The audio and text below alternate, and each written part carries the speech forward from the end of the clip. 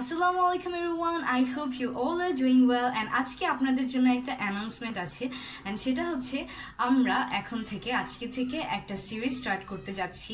Spoken ইংলিশের যত গুরুত্বপূর্ণ সেন্টেন্সের স্ট্রাকচার রয়েছে সে সব কিছুই আমরা এই সিরিজে পাবো।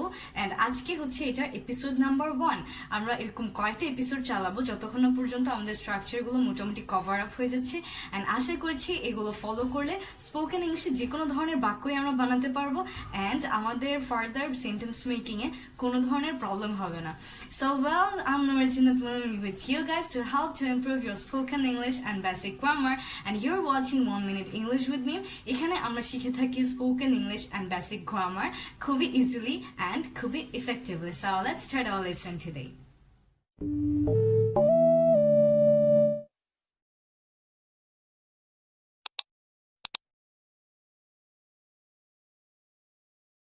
Well, so let's start our lesson today.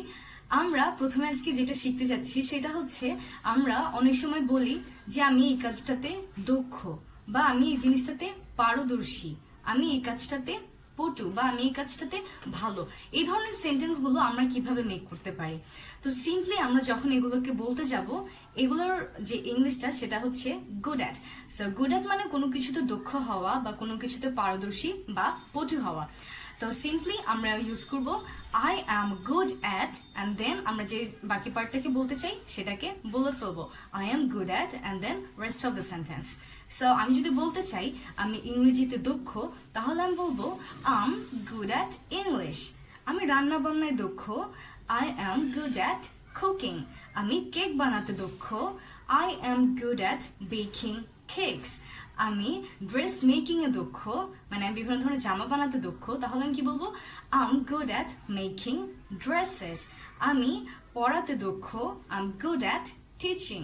So এরকম করে আমরা যে কোনো বাক্যই মেক করতে পারি খুবই easily. I am good at, and then আমরা যে পার্টটাকে বলে দিতে চাই সে পার্টটাকে সিম্পলি বলে দিব। আর তারপর আছে আমরা যদি বলতে চাই যে আমি এটাতে দক্ষ না, আমি এটাতে ভালো না, আমি এই কাজটাতে পটু না, তখন আমরা কিরকম করে বলতে পারি? সিম্পলি এরকম করেই আই অ্যাম, তখন আমরা বলবো not good at, not good at.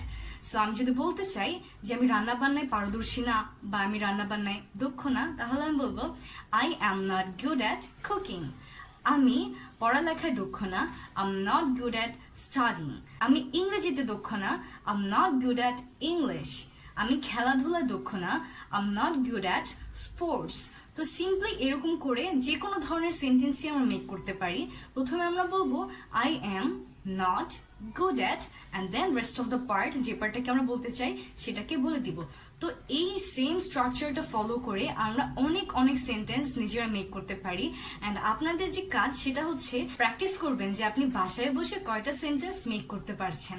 And আপনি যত প্র্যাকটিস করবেন দেখবেন জিনিসগুলো আপনার আয়ত্তে তত বেশি চলে এসেছে, অ্যান্ড আপনি খুব সুন্দর করে এগুলোর সাথে ডিল করতে পারছেন।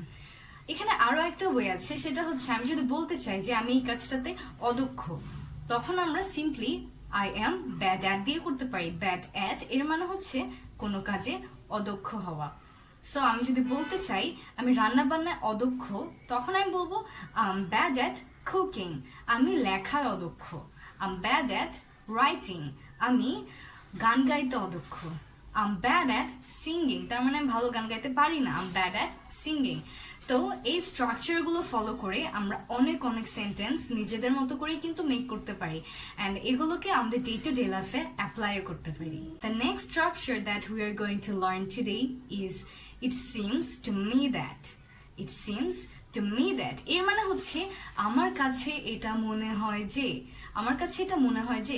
তো আমরা অনেক সময় বলে থাকি আমার কাছে এটা মনে হয় যে এটা একটা ভালো ডিসিশন না, বা আমার কাছে এটা মনে হয় যে আজকে বাইরে যাওয়াটা ঠিক হবে না, বা আমার কাছে মনে হয় যে তোমার আরো বেশি পড়ালেখা করা উচিত।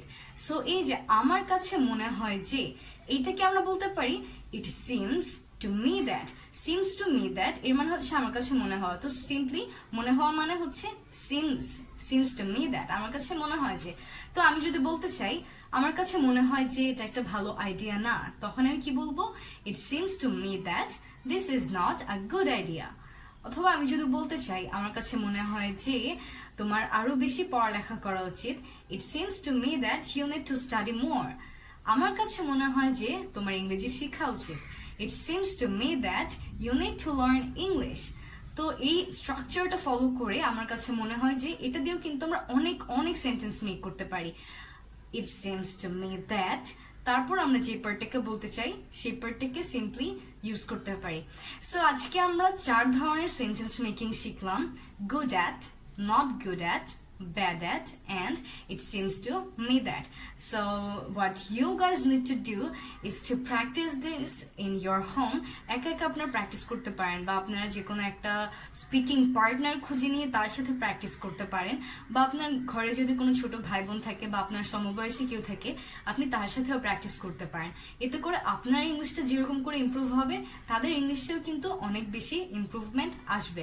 So it is really really important. Practising to spoken English জন্য 80% ম্যাটার করে। সো আশা করছি আপনারা অনেক সুন্দর করে প্র্যাকটিস করতে পারবেন এন্ড এগুলো দিয়ে অনেক অনেক সেন্টেন্স মেক করার ট্রাই করেন এন্ড কয়েকটা সেন্টেন্স আপনি লিখে কমেন্ট বক্সে পাঠিয়ে দিতে পারেন যেন আমি দেখতে পারি। So that's all for today, and if you are new in this channel then subscribe the channel and press the bell icon so that you don't miss any of the lesson from the next, and I will see you in episode number 2, যেখানে আমাদের জন্য থাকবে আরো নতুন কয়েকটা rules, আরো interesting কয়েকটা rules. So দেখা হবে পরের এপিসোডে। তার আগে পর্যন্ত সবাই সুস্থ থাকবেন, ভালো থাকবেন এন্ড আপনার ফ্যামিলি মেম্বারদের টেক কেয়ার করবেন। And that's all for today. আল্লাহ হাফেজ, টাটা।